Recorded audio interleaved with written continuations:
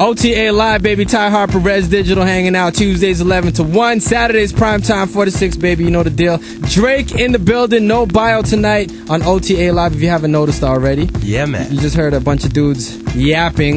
It's because it's called OTA Talk. We do it about once a month. Check the video clips on the MySpace page, the Facebook page, the YouTube page. We're real easy to find, man. Just search out for OTA Live, all right? And check out flow935.com for all the links. You know the deal. Let's get back into it, man. Drake in the building. Thanks for coming to hang out with us tonight, man. Oh, man, it's my pleasure. Let's get to the Hip Hop Canada questions. How about that? Yeah. Okay, let's go, Hip Hop Canada. All right, hiphopcanada.com. Boy. You can a lot of good questions. Yeah. You can go on the community. Yeah, man. Go on the community. Check out the thread. You can post your opinions. You know, if you have questions later, maybe, I don't know, you can go on the thread later and answer more of the questions if we can't get to all of them. Yeah, I mean, people can always ask me questions. I don't mind.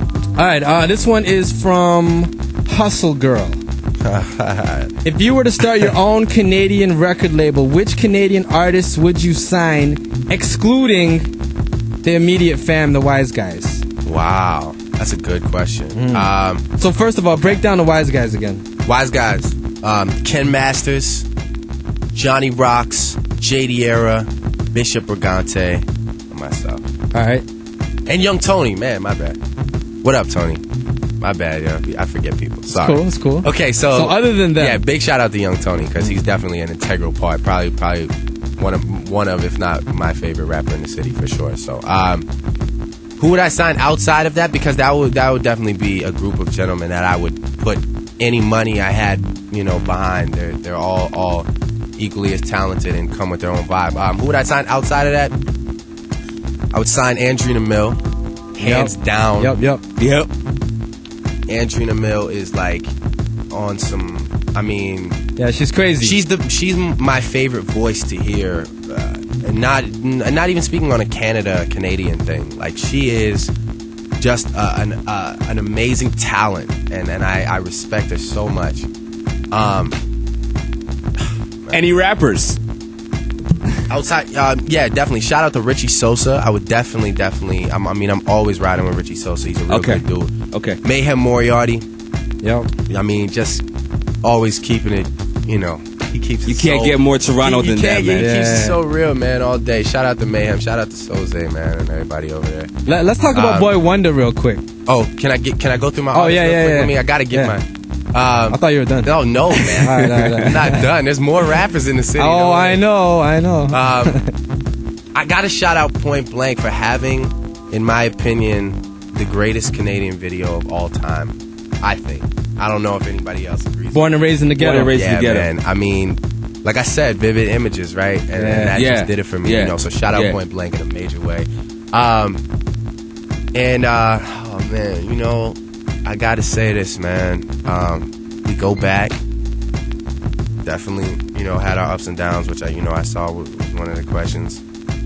But man, voice is a yes, voice, dude, man. I mean, the dude, like, at the end of the day, I will never discredit somebody who is talented, and he is one of the most talented individuals that I've ever encountered. Whatever the personal issues aside, the dude is like just raw talent. And actually, let me give him his props because he wrote the hook for "Don't You Have a Man," which is a major thing that never gets when it's just played on the radio. It never gets included, but definitely the dude is on. But the ladies love it, and that's all that really matters. And speaking of the songs that the ladies love, nowadays you say the word replacement girl and you get like some form of a ooh from the ladies. Talk about the song and how that all came together. Of course, you and Trey Songz have had a history, but like, how did that song come together?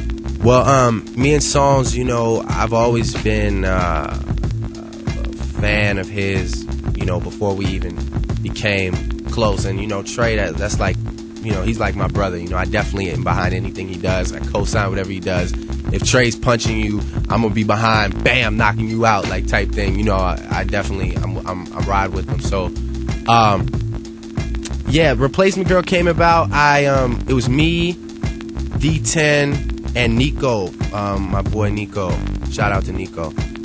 All driving up to Waterloo to visit JD Era and his whole clique up there. And I was playing this beat over and over again. I started writing the hook, this and this, all that, whatever.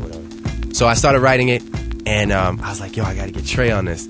And so I called my dude in Atlanta.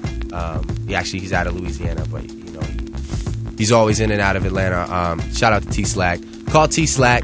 He got Delonte Murphy on the phone. Shout out to Butter Murphy. And Delonte. It was a series of phone calls. Delonte called up Trey. I sent Trey the record, and Trey, not only did he like it, it wasn't on no like, all right, I'm gonna do the verse and send it to you. It was like, come out to Atlanta. We need to talk and kick it. You know what I'm saying? And beautiful. I think that's an element that is totally lacking. Yeah. No, you have to have that. Look, I'm gonna tell you something right now. If you are paying an artist money, try and talk him down and use that 1,000 or 2,000 that he may take off and fly out there, man, and take, just like y'all got in the studio right now, take a camera out there, film it. That's important, because I'll tell you, if I had just taken the verse over the internet, none of this would have happened. Because I went out to Atlanta, we kicked it for a whole day, we built a rapport, right? So much so to the fact that the record came out, he saw what I could do on my own with the MySpace plays, with it playing so many times on Flow, and people just loving it. He put it up on his page, it blew up, and now, I mean, we shot a video. It premiered on 106 in Park. It was the only Canadian. I mean, I have the people that do on air and supposed to talk. Let us do the tell facts, you man. exactly what the facts are. Man. You made history by being the first unsigned Canadian artist to get his video played on 106 in Park. Yeah, that's a big deal. That's a big deal. But by the flip side, do accomplishments like that, do you actually take those things in?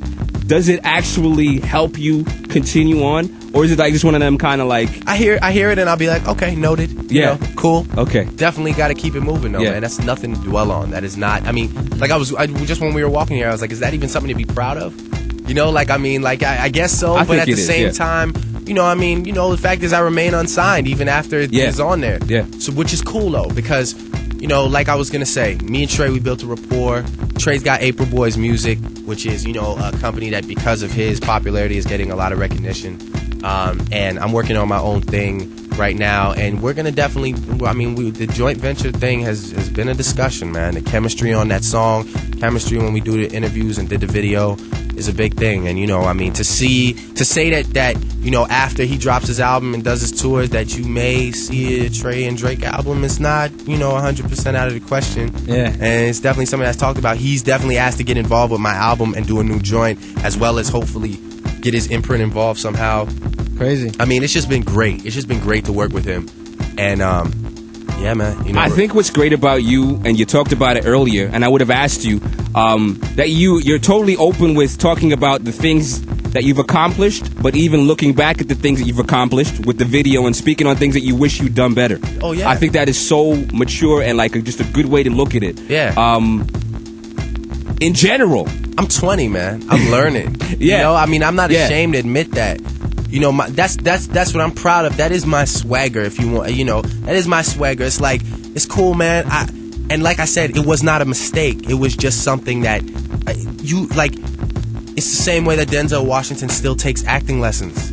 You always can hone your craft. You can always get better. And I'm not ashamed to say, I look forward to getting better at rapping, at being a rapper, at being a person, being a human being, all that stuff, man. It's just cool to be that dude. I'm not ashamed. I don't think I'm perfect yet. CeeLo said something like, if you learn from a mistake, how can it be one? And I think that kind of fits the bill. And if you can actually admit those things, I think it's beautiful as well, too.